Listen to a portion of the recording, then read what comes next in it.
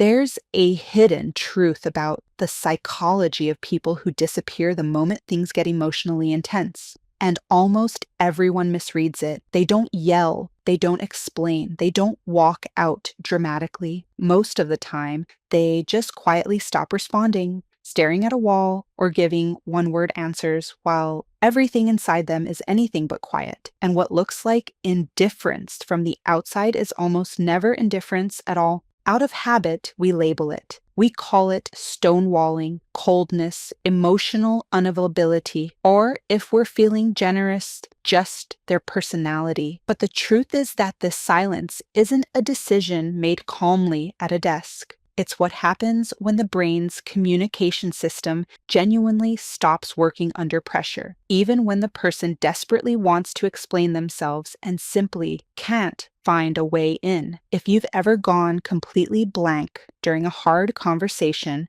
opened your mouth and found absolutely nothing there, or you love someone who seems to vanish emotionally the moment conflict rises, this video is for you. Today, we're going to unpack this pattern through psychology, and more importantly, how to actually reach someone in that state without making it worse for either of you. To understand this properly, you have to let go of one common assumption that going silent is a form of control, a tactic, something chosen the way you choose to end a phone call. Psychologist John Gottman, who spent decades studying conflict in thousands of couples through his research lab, identified a specific physiological state he called flooding. This is what happens when a person's heart rate spikes past a certain threshold during an argument, often above 100 beats per minute, sometimes considerably higher, and the body interprets ongoing conflict not as a disagreement to work through,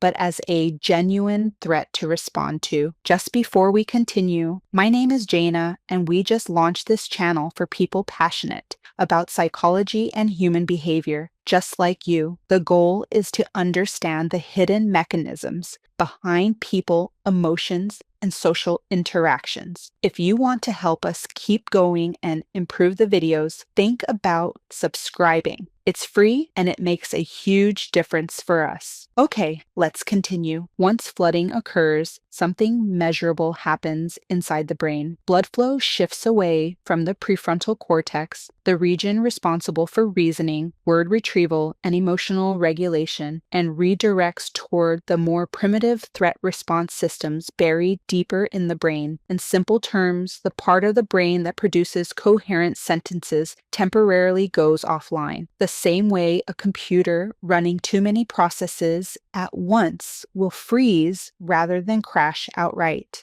Gottman's research found that once someone is flooded, they are physiologically incapable of processing new information or communicating effectively, no matter how much they consciously want to. This is why demanding an explanation in that exact moment almost never works. Standing in front of someone repeating, "Just talk to me. Why won't you say anything?" This is childish. Isn't asking someone to choose their words more carefully. It's asking a system that has already rerouted every available resource toward survival to perform a task it currently doesn't have access to. The same way asking someone mid-panic attack to calmly recite a speech isn't going to produce a speech. This shutdown response doesn't appear randomly, and it isn't the same for everyone who experiences it. Researchers generally point to three underlying origins. Origin 1, emotional invalidation in early life. Psychologist Marcia Linehan, who developed dialectical behavior therapy, described what she called an invalidating environment, a childhood setting where emotional responses were consistently dismissed, mocked, minimized, or outright punished rather than acknowledged. A child crying over something that seems small to an adult gets told,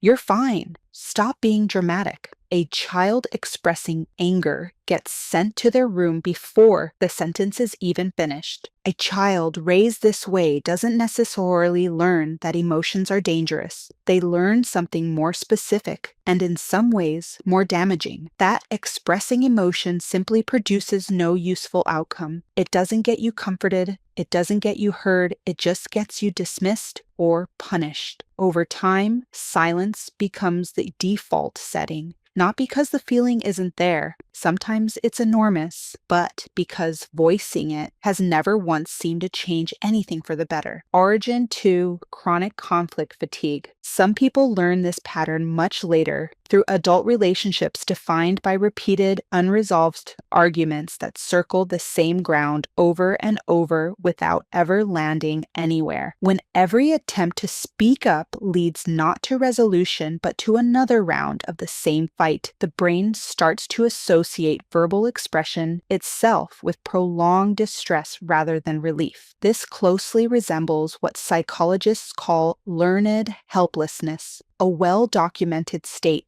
where repeated exposure to a situation that feels uncontrollable eventually leads someone to stop trying to influence the outcome at all, even in a new situation where a way out genuinely exists. For these individuals, going quiet during conflict isn't apathy or giving up on the relationship. It's the nervous system quietly concluding, based on real evidence gathered over time, that talking simply extends the pain rather than resolving it. Origin 3, low emotional granularity. Psychologist Lisa Feldman Barrett has spent years researching what she calls emotional granularity, a person's ability to identify and label their internal emotional states with real precision, rather than lumping everything into vague categories like good or bad. Some people can distinguish in the moment between disappointment, resentment, embarrassment, and grief, four distinct feelings that might be tangled together in a single argument. Others experience a single undifferentiated wave of bad,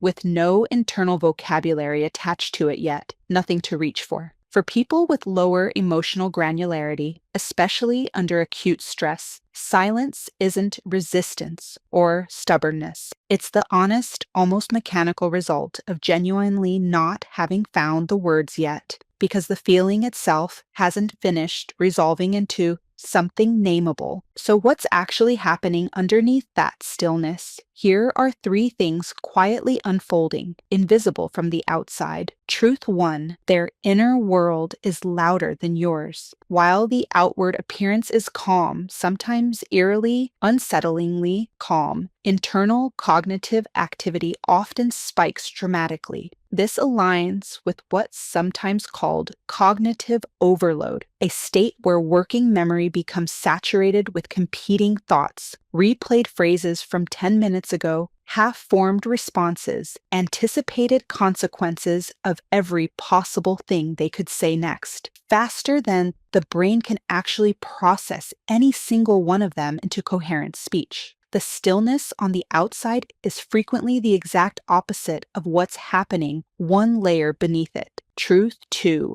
Silence is often an act of protection, not punishment. Gottman's research also identified something important about people prone to flooding. A significant number of them go quiet specifically to avoid saying something they know they'll regret. This connects to a concept researchers call self-distancing, the practice of briefly stepping back from an emotional situation, even mentally, to avoid reacting from the most volatile, least considered version of yourself. Think of it this way. Someone who feels 12 sharp, cutting sentences rising in their throat, sentences they know would land like a blow, and chooses to say none of them, isn't being cruel. They're doing something quietly disciplined. For many people, silence is a deliberate, if clumsy and poorly explained attempt to keep the relationship intact rather than an attempt to damage it further. Truth 3, pressure deepens the shutdown. Here's the cruel irony at the center of this whole pattern. The more urgently someone demands a response,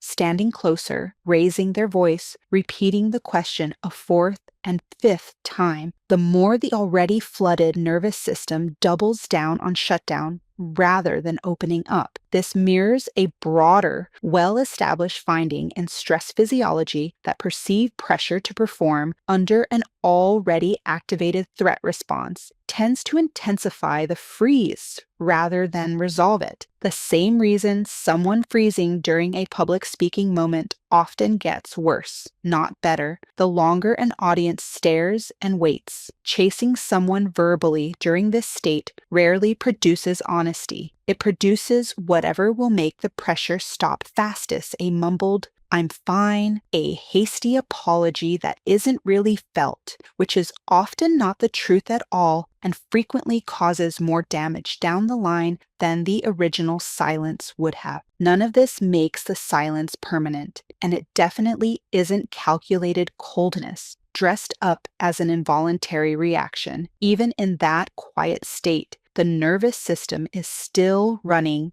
a background evaluation, constantly scanning for signals about whether the environment feels safe enough to re-engage. What actually helps in that moment isn't clever phrasing or the perfect question. It's the deliberate absence of pressure itself. If you love someone who tends to go silent under stress, the most useful thing you can offer isn't a perfectly worded question designed to finally crack them open. It's space, paired with a clear, explicit signal that you're not leaving. Something as simple as, "I can see this is a lot right now. I'm not going anywhere, and there's no deadline on this conversation." Take whatever time you need does far more to lower a flooded nervous system than any well-intentioned interrogation ever could. It removes the exact ingredient, urgency, that's keeping the shutdown in place. And if you're the one who goes quiet, this part is for you specifically. That response isn't a character flaw, and it isn't proof that you don't care enough or love hard enough. It's a nervous system doing precisely what it was built to do under perceived threat, protecting you the only way it currently knows how. But left completely unmanaged, it can quietly starve a relationship of the very connection it's actually trying to protect underneath all that stillness. A small, honest signal can change everything, even something as simple and unpolished as, "I need some time before I can talk about this clearly, but I'm not shutting you out. I just need a minute to find the words." That single sentence can keep the door open while you regain access to language without leaving the other person standing outside a locked room wondering if you're ever coming back. People who go quiet under pressure aren't cold, and they aren't unreachable, no matter how it looks in the moment. They're often processing at a depth that simply doesn't move at conversational speed, working through layers most people never have to slow down enough to notice. And when they finally do speak, it's rarely careless or thrown together. It's usually the result of something that had to be fully understood internally, turned over, examined from every angle before it could safely be said out loud at all. If this helped you understand yourself or someone you love a little better, subscribe to Think Within for more psychology videos that reveal the hidden patterns behind human behavior.